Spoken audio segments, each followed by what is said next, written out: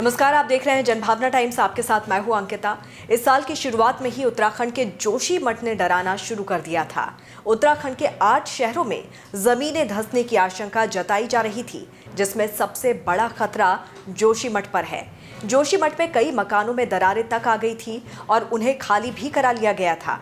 होटलों पर कार्रवाई की गई और उन्हें भी ढहाया गया।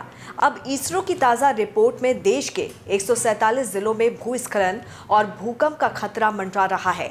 इसरो ने इन जिलों को भूस्खलन और भूकंप के लिहाज से बेहद संवेदनशील माना है। उत्तराखंड के रुद्रप्रयाग और टिहरी पर भूस्खलन का सबसे ज्यादा खतरा मंडरा रहा है। उत्तराखंड के रुद्रप्रयाग और टिहरी पर भूस्खलन का सबसे ज्यादा खतरा है।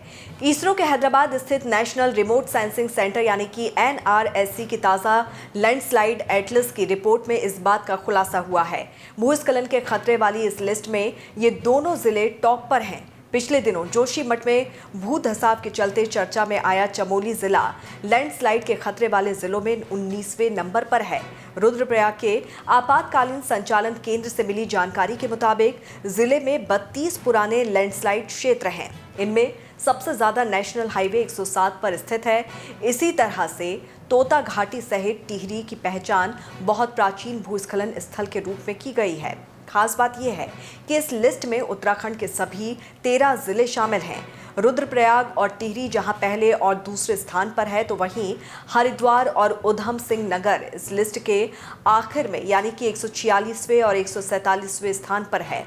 नेशनल रिमोट सेंसिंग सेंटर की इस लिस्ट में टॉप पर शामिल रुद्रप्रयाग में ही मशहूर केदारनाथ धाम स्थित है। 2013 में यहां भयंकर आपदा आई थी, जिसमें हजारों लोगों की मौत हो गई थी। रुद्रप्रयाग का सिरोपगढ़ और नारकोटा क्षेत्र भूस्खलन से सबसे ज्यादा प्रभावित है।